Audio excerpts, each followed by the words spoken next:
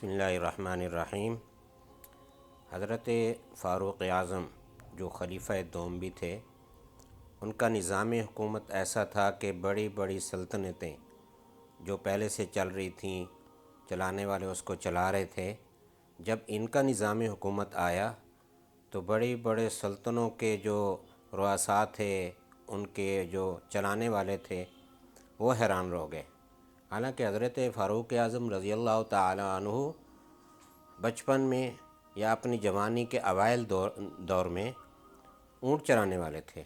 یہ بھی ایک دفعہ آتا ہے کہ حضرت فاروق اعظم بیٹھے تھے اپنے دور حکومت میں، تو بیٹھے بیٹھے ان کو خیال آیا تو ایک اپنے آپ کو جھنجھوڑتے ہوئے کہنے لگے کہ اے عمر، ایک وقت تھا تو اونٹ چراتا تھا اور ڈانٹنے والے تجھے ڈانٹتے تھے، آج تیرے ہاتھ میں حکومت آ گئی، کہیں غرور میں نہ آ جانا۔ تو میں یہ عرض کر رہا تھا، تو حضرت فاروق اعظم رضی اللہ تعالی عنہ کو اللہ تعالیٰ نے خدا داد صلاحیتیں اتنی دی تھیں کہ ان کو کسی نے سکھایا نہیں تھا۔ پہلے دور کے جو سکندر اعظم کے بارے میں آتا ہے، ان کے بارے میں آتا ہے کہ تقریباً 20 سال پہلے ان کی تربیت ہوئی کہ سلطنت کس طرح چلانی ہے اور نظام حکومت کس طرح چلانے، یہ تربیت باقاعدہ ہوئی تھی ان کی۔ لیکن فاروق اعظم رضی اللہ عنہ کو اللہ تعالیٰ نے ایسی صلاحیتیں دی تھیں کہ جس طریقے سے انہوں نے سلطنتیں اور حکومت چلائی، لوگ حیران ہو گئے، بڑے بڑے سلطنت چلانے والے حیران رہ گئے۔ اور انہوں نے اپنی حکومت میں، اپنی 10 سالہ حکومت میں ایسے شعبے قائم کیے کہ جو پہلے قائم ہی نہیں تھے۔ نظام عدل قائم کیا، نظام قضاء قائم کیا، پولیس کا نظام قائم کیا، ایگریکلچر زرعی نظام اس کو قائم کیا۔ مطلب یہ کہ ایسی ایسی چیز اللہ تعالیٰ نے ان کے دماغ میں، ان کے ذہن میں ڈالی کہ انہوں نے بڑے بڑے کام کیے، جو آج تک بھی حکومتیں انہی کے راستے کے اوپر چلتے ہوئے اگر چلیں، صحیح طریقے سے حکومت قائم کریں، تو مثال ایسی ہو کہ ان کے حکومت میں عدل بھی ہو، امن بھی ہو، لوگ بھی خوشحال ہوں۔ تو میں عرض کر رہا تھا کہ انہوں نے بہت زیادہ کام کیے۔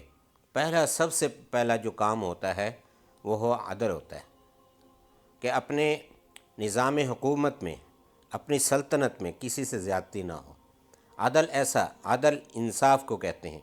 ایسا ہونا چاہیے کہ اس میں غیر مسلم کے اوپر بھی ناانصافی نہیں ہونی چاہیے، مسلمان کے اوپر بھی ناانصافی نہیں ہونا چاہیے۔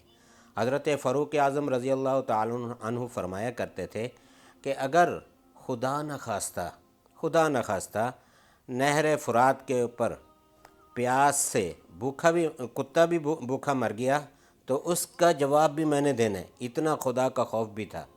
تو اس وجہ سے عدل کا نظام سب سے پہلے قائم کیا۔ عدل کا نظام قائم کرتے ہوئے ایسا نظام قائم کیا کہ جب انہوں نے فتوحات کا سلسلہ شروع کیا، 10 سالہ دور میں تقریباً 23,000 کلومیٹر انہوں نے دنیا کے اوپر حکومت کی اور فتوحات حاصل کی۔ اور اس طریقے سے فتوحات حاصل کی جیسے سکندر اعظم کے بارے میں آتا ہے، تیمور لنگ کے بارے میں آتا ہے، اسی طرح جو بڑے بڑے نامور فاتح ہیں ان کے بارے میں آتا ہے کہ جہاں کہیں بھی جاتے تھے، جہاں بھی جنگ کرنے یا علاقے فتح کرنے جاتے تھے، وہاں لاشیں بکھیر دیتے تھے، خون کی ندیاں بہہ رہی ہوتی اور انسانی سروں کے ڈھانچے پڑے ہوتے تھے۔ اتنا کچھ خون بہانے کے باوجود مشکل سے وہ جا کے فتح حاصل کرتے تھے۔ لیکن فاروق اعظم رضی اللہ تعالی عنہ نے اپنے دور میں 2 بڑی سلطنتوں کو فتح کیا۔ ان میں سے ایک ایران تھی، ایک روم تھی۔ تو اتنی بڑی جیسے آج کل کے بارے میں آتا ہے امریکہ اور روس، تو اس وقت یہ بڑی سلطنت تھی، لیکن اس طریقے سے اور اس احتیاط کے ساتھ فتح حاصل کیے کہ وہاں لاشیں بھی نہیں گری، اور بڑے ہی اچھے انداز میں انہوں نے فتح حاصل کیا اور دنیا کو دکھایا کہ نظام حکومت کیا ہوتا ہے، نظام سلطنت کیا ہوتا ہے اور امن کیا ہوتا ہے۔